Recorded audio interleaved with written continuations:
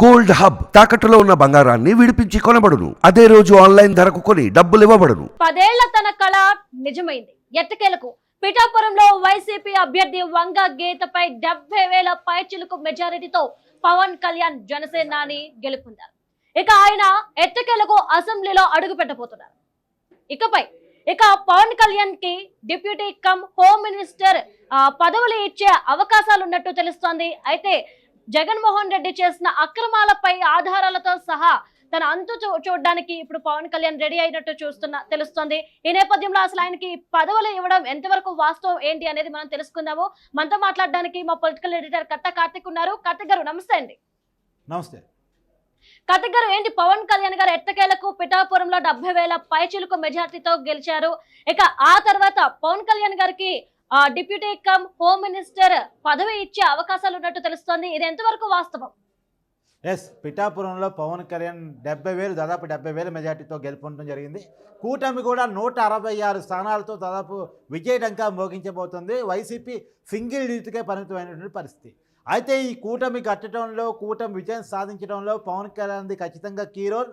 కూటమిలో తనకంటూ పార్ట్నర్గా పవన్ కళ్యాణ్ ఉన్నాడు. పవన్ కళ్యాణ్కి 21 ఎమ్మెల్యే సీట్లు ఆయన పోటీ చేసిన ప్రతి సీటు కూడా జనసేన గెలవడం జరిగింది. కాబట్టి ఇప్పుడు పవన్ కళ్యాణ్కి ఏమి ఇస్తారు పార్టీ ప్రభుత్వంలో అనేటువంటిది అందరూ చర్చగా మారింది. అందరూ కోరుకుంటుంది ఏంటంటే పవన్ కళ్యాణ్ హోమ్ మినిస్టర్ ఇవ్వాలి, డిప్యూటీ సీఎం ఇచ్చి హోమ్ మినిస్టర్ ఇవ్వాలి అనేటువంటిది జన సైనికులంతా కోరుకుంటున్న విషయం. ఎందుకు హోమ్ మినిస్టర్ ఇవ్వాలి, ఎందుకు డిప్యూటీ సీఎం అనేది అంటే డిప్యూటీ సీఎం కామన్గానే సీఎం తర్వాత ఉండే స్థానం కాబట్టి చంద్రబాబు తర్వాత ఆ స్థాయిలో పవన్ కళ్యాణ్ ఉండాలని అందరూ కోరుకుంటారు. జన సైనికులు ఆస్తి ఉంటారు కాబట్టి డిప్యూటీ సీఎం కోరుకుంటున్నారు. మరి హోమ్ మినిస్టర్ ఎందుకు కోరుకుంటున్నారు అని చర్చకు వచ్చినప్పుడు హోమ్ మినిస్టర్గా పవన్ కళ్యాణ్ ఉంటే జగన్మోహన్ రెడ్డి ఆగడాలని అరాచకాలని అణిచివేస్తాడు. ఇన్నాళ్ళు వైసీపీ కార్యకర్తలు చేసిన రౌడీయిజం, గుండాయిజం, అరాచకం, అక్రమం ఏదైతే ఉందో అవన్నీ బయటకు తీసుకొస్తాడు. జగన్మోహన్ రెడ్డి చుక్కలు చూపించగల నాయకుడు పవన్ కళ్యాణ్ అనేది. ఎందుకంటే జన సైనికుల భాషలో చెప్పాలంటే పవన్ కళ్యాణ్ 4వ పెళ్ళం తాలూకా అంటారు కదా. ఈ మధ్యకాలంలో అది ఆ డైలాగ్ బాగా పాపులర్ అయింది కదా.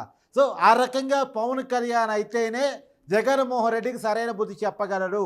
టీడీపీ కూడా చెప్తుంది, రెడ్ డైరీ రాసుకున్నాం, జగన్మోహన్ రెడ్డి ఎన్ని అరాచకాలు చేశాడు, ఎన్ని అక్రమ నిర్బంధాలు పెట్టాడు, ఎన్ని అరాచకాలకు వైసీపీ నాయకులు పాల్పడ్డారు, అవన్నీ రెడ్ డైరీలో నోట్ చేశామని నారా లోకేష్ చెప్తున్నటువంటి సమయంలో ఆ రెడ్ డైరీలో పొందుపరిచే ప్రతి ఒక్కరికి గుణపాఠం చెప్పాలంటే పవన్ కళ్యాణ్ మాత్రమే సరిపోతాడు. అందుకే పవన్ కళ్యాణ్ చేతిలో హోమ్ ఉండాలి. పవన్ కళ్యాణ్ చేతిలో హోమ్ ఉంటే జగన్ మరుక్షణం జైలుకుపోతాడు. ఎందుకంటే 50,000 కోట్ల రూపాయల అక్రమాస్తుల కేసులో 2011లో జైలుకు పోయిన జగన్మోహన్ రెడ్డి తర్వాత బెయిల్ తెచ్చుకొని 10 సంవత్సరాలుగా బెయిల్లోనే గడుపుతున్నటువంటి పరిస్థితి చూస్తూ ఉన్నాం. సో అతన్ని పట్ల కేంద్రం కానీ సిబిఐ కానీ ఉదాసీనంగా వ్యవహరిస్తున్న పరిస్థితిని చూస్తూ ఉన్నాం. ఇప్పుడు పరిస్థితులు మారాయి కాబట్టి ఇక రాబోయే కాలంలో ఉదాసీనత ఉండకపోవచ్చు. సో అనేక అరాక్రమాలు, అరాచకాలు. కార్తిక్ గారు, మరి ఒకవేళ డిప్యూటీ కమ్ హోమ్ మినిస్టర్ అయితే గనక పవన్ కళ్యాణ్ మరి జగన్మోహన్ రెడ్డిపై ఎలాంటి చర్యలతో ముందుకెళ్ళనున్నారు? ఒకటి, జగన్ మీద ఖచ్చితంగా పెట్టబడే కేసులు కొన్ని ఉంటాయి.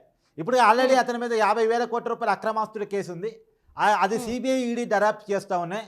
అది కాక అది కేంద్రం పరిధిలో ఉన్నటువంటి సంస్థలు దర్యాప్తు చేస్తూ ఉన్నాయి. అది పక్కన పెట్టి స్టేట్లో ఖచ్చితంగా ఏపీ మద్యం కుంభకోణం మీద కేసు నమోదయ్యే అవకాశం ఉంది. దాని మీద ఎంక్వైరీ నడిచే అవకాశం ఉంది.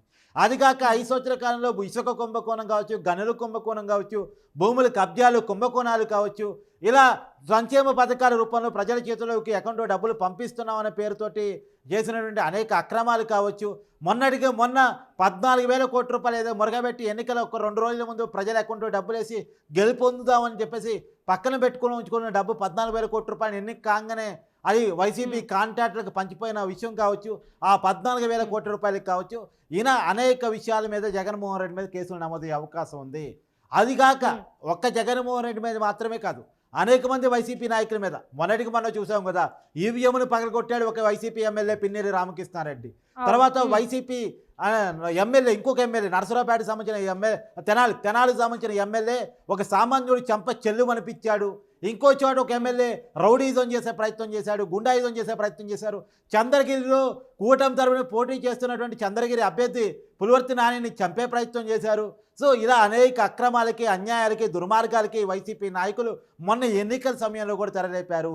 ప్రజల్ని భయభ్రాంతులు చేయాలి, పోలింగ్కి రాకుండా చేయాలి. పోలింగ్ పెద్ద ఎత్తున నమోదవుతోంది, ప్రజలు పెద్ద ఎత్తున పోలింగ్కి వస్తూ ఉన్నారు.